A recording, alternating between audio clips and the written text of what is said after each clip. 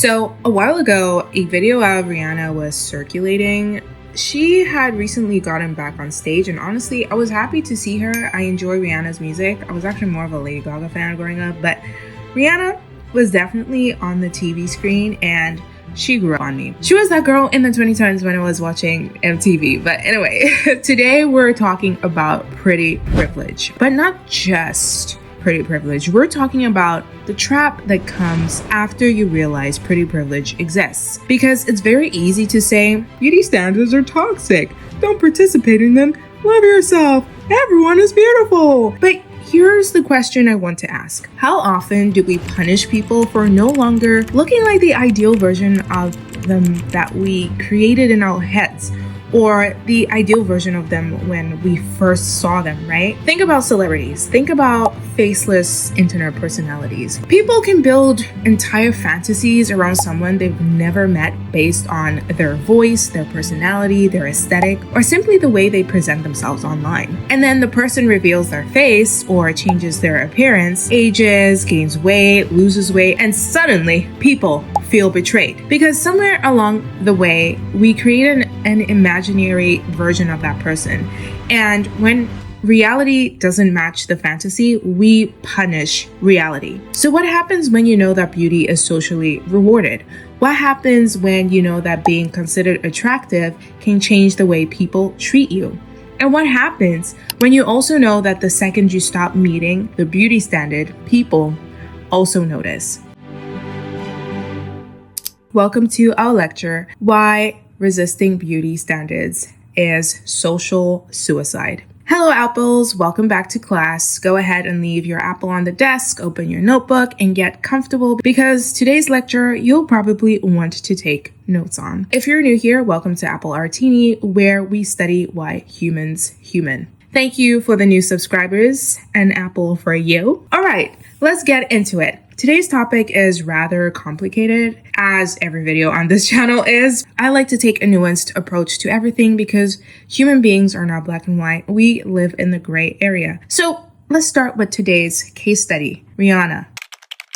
She was only a teenager when everyone knew her name, and she went on to become one of the biggest pop stars in the world. She hasn't released an album in years, and somehow, every time she posts a picture on Instagram, everyone immediately starts asking, girl, where is the album? But recently, when Rihanna returned to performing, the conversation wasn't just about her music. People started talking about how she looked. But people were saying she'd lost her glow, that she didn't look like she used to, that she had changed. And this is something that happens constantly with women, especially female celebrities. A celebrity changes, maybe she gains weight, maybe she loses weight, maybe she has a baby, or she stops wearing makeup. Maybe she dresses a little differently. Maybe she just gets older. And suddenly the internet has a diagnosis. And I always find the phrase she has lost her glow fascinating because what exactly do you mean by that, right? What do people actually mean by that? Did she actually lose something?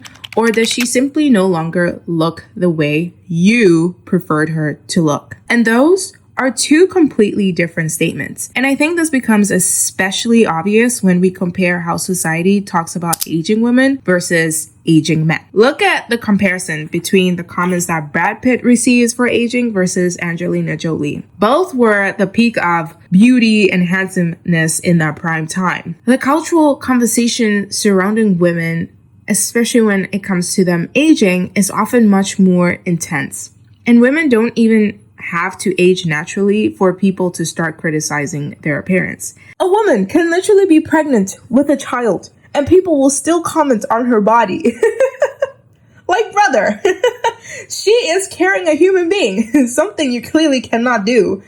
But somehow we're still discussing whether she looks good enough. It is beyond me, y'all. And that's the thing, once a woman has been categorized as beautiful, it almost feels like she has signed an invisible contract. And apparently that contract says, do not ever stop looking like the version of yourself we fell in love with. For example, it's like marrying a woman and expecting her to look exactly like she did on her wedding day for the rest of her life. It sounds absurd, But that is the way society acts. People don't want women to change. They want to freeze them, which is why you will hear about divorce stories based on how someone is disinterested in their spouse because of the way they look. Which brings me to our next point. The beauty standard isn't simply asking women to be attractive anymore. It's asking women to look manufactured, to have the perfect skin, perfect teeth, perfect hair, perfect makeup, youthful face, tiny waist, symmetry. Everything should be polished. Everything should be optimized. And somehow we're expected to achieve all of this while looking completely effortless. Like, girl, I don't know what to tell you, but that is not a human being. That's a Barbie doll. And the irony is that the more artificial the beauty standard becomes, the more normal human features start being treated like flaws. And I discussed this in my previous video, your looks maxing is making you uglier. Because wrinkles become a problem, gray hair becomes a problem, something that is completely natural that we cannot stop. Like, yes, can we prevent it from offsetting earlier? Sure, there are many ways to do that. But it's not something that we can stop entirely. We age. As human beings, we age. And we cannot outrun time. Your body looking like it belongs to an actual human woman becomes a problem. And then we act shocked when women become obsessed with maintaining their appearance. You have 20-year-olds worrying about Botox because they're already being taught that aging is something they need to prevent. I mean, I literally caught myself thinking this recently, like just recently in July, I had my birthday, and I literally caught myself thinking, should I start getting Botox now so that I don't have problems later? Even though genetically speaking, like wrinkles would definitely not be a problem for me. And even though I know it's an irrational thought, why am I having that thought in the first place? It's because the message is everywhere. Don't get wrinkles, don't get fat, don't get gray hair, don't age, don't change. Stay the same. Don't stop being desirable. Don't stop being beautiful. Don't stop looking young. Don't stop looking like the version of yourself people decided was valuable. And it's the sad truth because pretty privilege is real. And now, before you get mad at me, I mean, surely you have eyes, and don't go out here acting like you don't have a crush on someone attractive. Let's be real with ourselves, please. I'm not going to sit here and pretend pretty privilege is not real because I have experienced it myself, okay? People make assumptions based on appearance. Everyone has eyes. And as long as humans have eyes, we're going to have preferences about what we find visually appealing. Yes, I know beauty is subjective. I know, okay? But we also live in a world where we're constantly exposed to images of what we're told beauty looks like. We have Hollywood, social media, advertising, celebrities, influencers. Now we even have AI telling us how to fucking optimize our faces, right? We're being bombarded with images of faces and bodies that have been selected, edited, filtered, enhanced, styled, lit, posed, and increasingly even artificial generated. Literally just go type into whatever AI system, be like, make the most beautiful person, and it will show you based on the statistics of what is currently trending and considered beautiful during our time, and that is what is considered beautiful, even if you think that specific image is not beautiful. When you grow up, seeing certain people repeatedly presented as beautiful, you're obviously going to develop associations around what beauty looks like. And that's the same with Rihanna and Beyonce and all these celebrities that people have been making fun of just because of their age. And attractiveness can influence how someone is perceived. It can affect dating, social interactions, employment, customer service, attention, credibility, status, especially in the K-entertainment industry, where the minute you're past a certain age, baby, a new idol needs to be manufactured, where talent has become a secondary thing. And how you look is what is considered more important to the success of your music career or acting career. There are countless ways appearance can influence social experiences, and I know this because I've experienced both sides of it, okay? Like, it's funny because like some days I'm just like, fuck, I just want to be like ignored for today. Like I just don't want attention right now. I've experienced being largely ignored, like being on the outside of what's considered beautiful. And I've also experienced what happens when people suddenly start paying attention. So that's why I find it very irrational when someone says just opt out of beauty standards. It's very easy to say that when you don't feel like you're losing anything by opting out. Because if you've never experienced pretty privilege, you don't know what you're giving up, baby. Okay? But now for those, like the celebrities on our screens, who have experienced pretty privilege and have used it to their advantage to progress their careers, what happens when you've experienced it? What happens when you've experienced being looked at different, being treated differently, being noticed, being desired? And then suddenly there's a new Barbie doll in town, okay, and she's the new standard. There's a new beauty ideal, a new girl, and now you're the old model, the old Barbie doll that nobody wants to play with. That's where things get uncomfortable. That's when you start having your negative Nancys and your bitter Bettys telling you not to toot your horn, that you're young and one day you'll get old like them. Because beauty is currency, which brings us to our next point. Beauty isn't just an aesthetic preference. It has social currency. The way status can help you move in the world is the same way beauty can help you move in the world. Beauty can buy attention. It can buy better treatment. It can create opportunities that you would have never experienced if you were chopped, unfortunately, okay? It can affect desirability. It can affect status. And if you know that something gives you social currency, why wouldn't you want as much of it as possible? It's like being rich. Once you have a taste of what it's like to be rich, you don't want to go back to being poor. And that's unfortunately where the trap begins, because you benefit from being beautiful. Then you realize you're benefiting from being beautiful. And then you start wanting to preserve that benefit. Then you notice somebody prettier, then somebody younger, then somebody with better skin, better teeth, just better than you. And suddenly you aren't maintaining your appearance because you enjoy it. You're maintaining it because you're afraid of what happens if you don't. And that is the difference. That is the trap. Because once you understand the rewards of beauty, maintaining beauty can stop feeling like a choice. And I talked about this in my video, Ugly as a Form of Resistance, where the opposite of beauty is not ugliness, but it is obligation. You don't just want to look good, but you have to look good, or else the public considers you disposable. The public will toss you as quickly as they accepted you.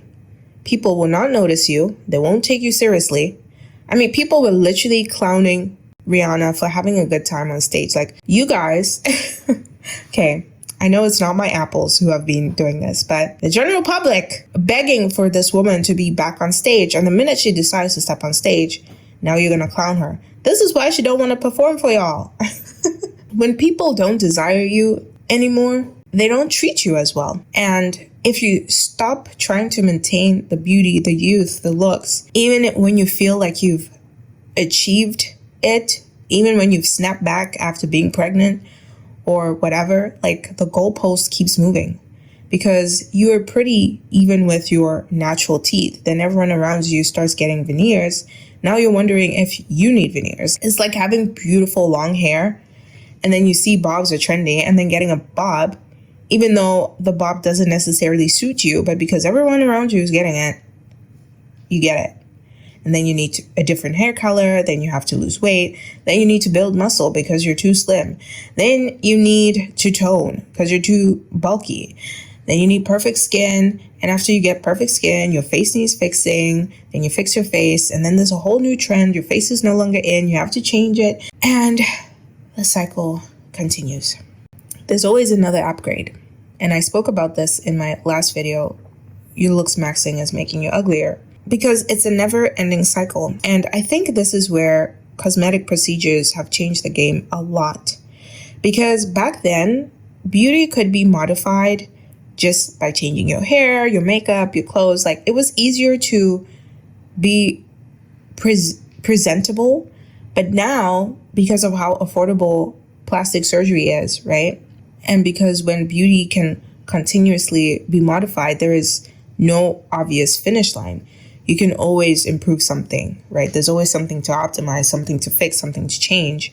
And if the finish line keeps moving, you can spend your whole entire life running toward it. And I feel like this is the case with the Jenner clan, especially with Kim Kardashian. I think she said in a video, if I find it, I'll put it up here. She said something to the effect of that her 40s were her last good years where she could capitalize on her looks because she's getting older. And I find that a very sad outlook on life. But again, it's understandable if your whole career is based on your look.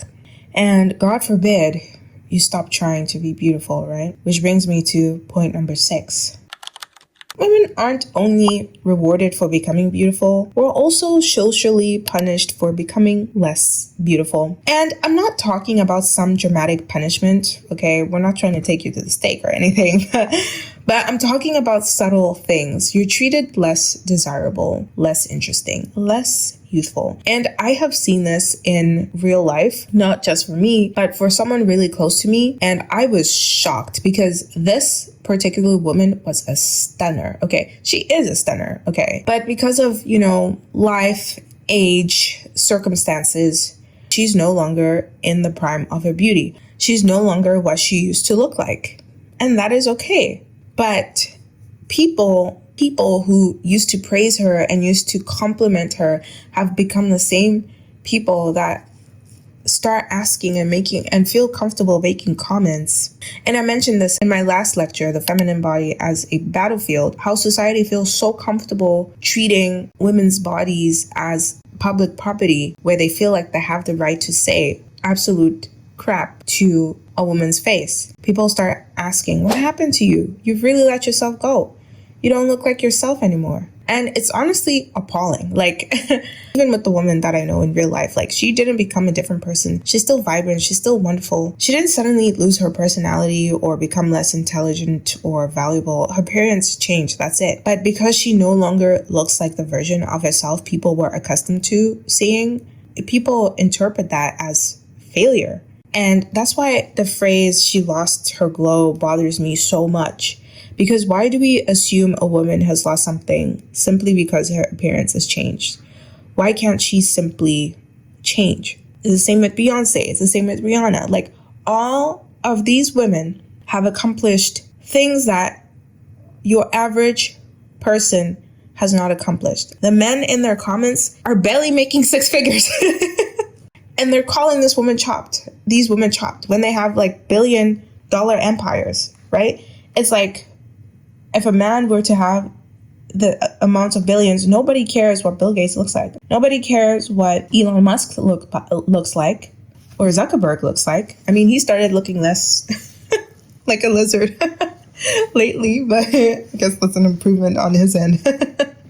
Anyways, I digress. So to open the discussion, if nobody rewarded you for being beautiful, would you still enjoy being beautiful? Okay, let's be serious. Would you wake up in the morning and still want to get dressed? Would you do the whole fucking 12-step skincare routine? Would you still wear makeup? Would you dress up? Not because you were afraid of being treated differently, or you were afraid of aging or becoming invisible, but simply because you enjoy it.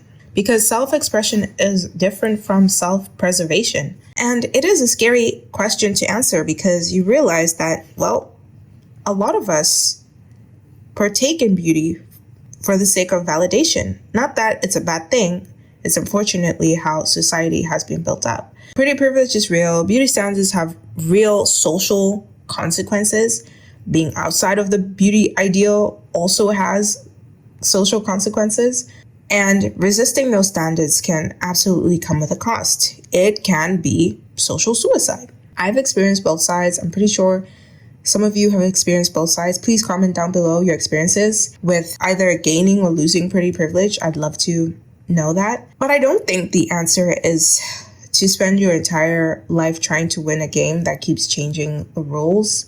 Because if the standard requires you to remain 25 forever, so that you could be picked by Leo DiCaprio,